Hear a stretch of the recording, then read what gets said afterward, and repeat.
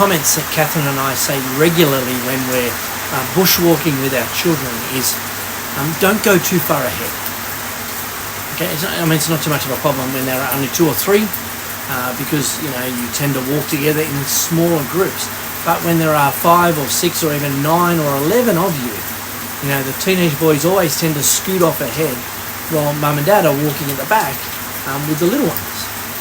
And so it gets to a point occasionally when the boys are so far in front that they start disappearing around the bends.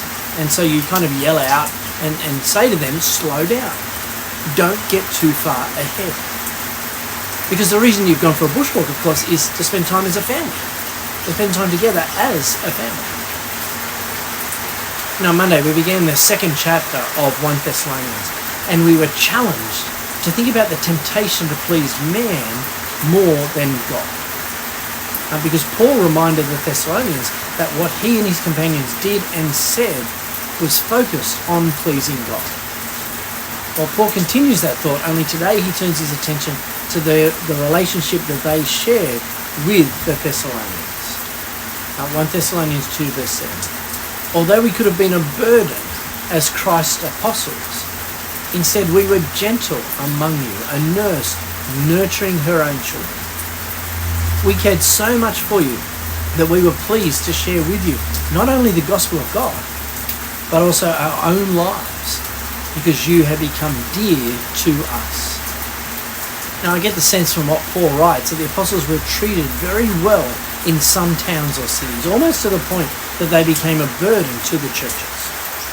Not a burden like a diva, I imagine, who makes demands on people, but a burden because the Christians went out of their way to make sure that they were comfortable, that they were well fed, that they were protected. And they're all good things. But it seems that Paul chose instead to share his life with the Thessalonians, which I take to mean that he lived among them, he ate with them, he cooked with them, he worked with them, as well as shared the gospel with them. And for me, I think it's a wonderful picture of church and the real joy of Christian fellowship. Lives spent walking together in faith. Paul continues, 1 Thessalonians 2 verse 9. For you remember our labour and hardship, brothers and sisters, working night and day, so that we would not be a burden to any of you. We preached God's gospel to you.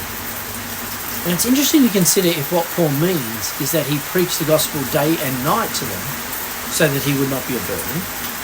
Or, well, if that's true, then Paul simply worked hard to fit in with their lives, their work, their family, their routines, and, therefore he chose the most convenient moments to share with them the truths about Jesus. He made it easier for them to grow in faith and to come to faith. Or does Paul mean that he laboured during the day and night to provide an income for himself so that he could then preach the gospel without being a financial burden on the church and on the believers? Either way, we do get a wonderful insight into the ministry of Paul and his companions, who made sure that the preaching and teaching of the gospel was front and centre of why they travelled from town to town and city to city.